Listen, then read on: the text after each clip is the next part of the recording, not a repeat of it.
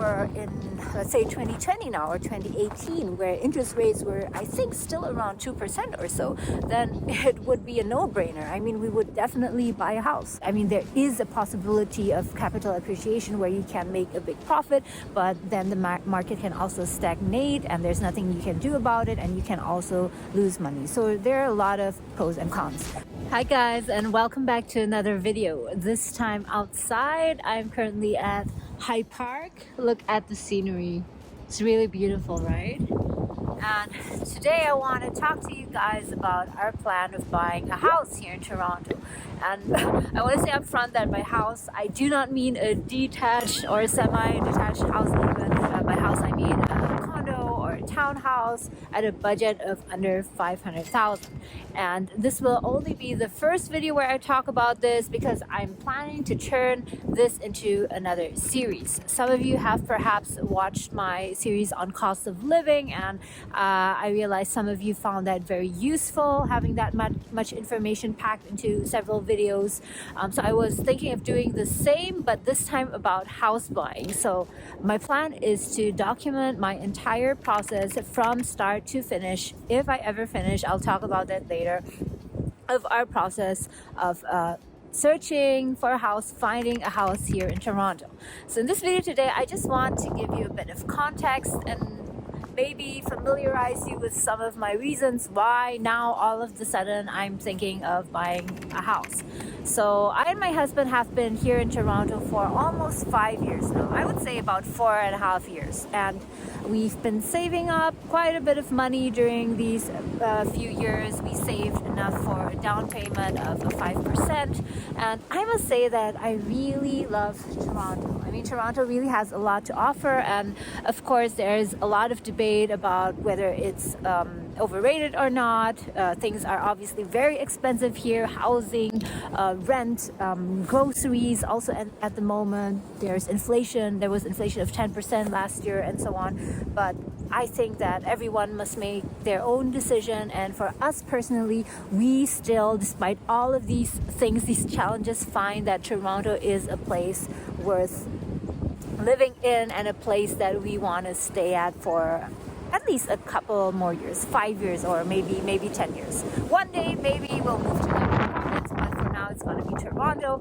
And since we want to build some permanency here, we want to have a place to call our own and finally have a place where we do not need to ask for permission if we want to drill something into the wall or paint the walls. We were thinking of getting our own house. And is it a good idea or not? I think there will be very, very mixed opinions. Personally, I think there is no obvious answer to that, whether or not it's a good idea, because it really depends on your intent, what your objective is when buying the house, and whether or not you can afford it, and a lot of other things. Yeah, so for us personally, I think it's about investing. We want to invest in an asset that can potentially grow, and we can and enables us to enjoy some capital appreciation. And of course, if you've ever invested in a house, that is something that's very uncertain. It may or may not be the case.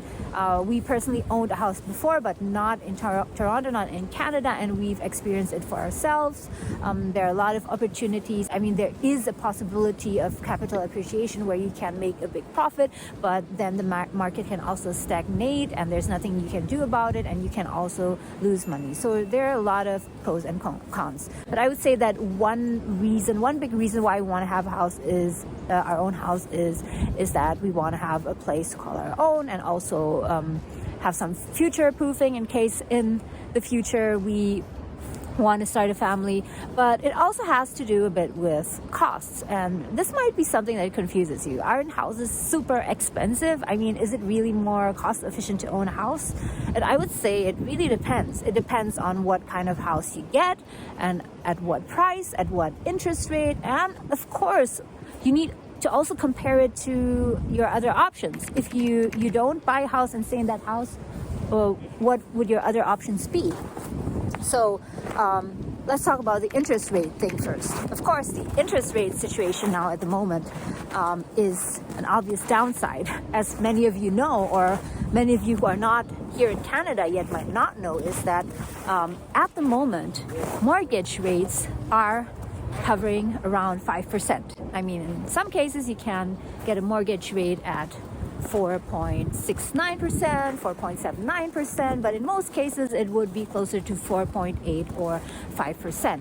And that is also likely the mortgage rate that we will be getting. And that is a very, very high rate. And that also made us think and really consider if it's a good idea or not. And we had to do a lot of calculations in that respect.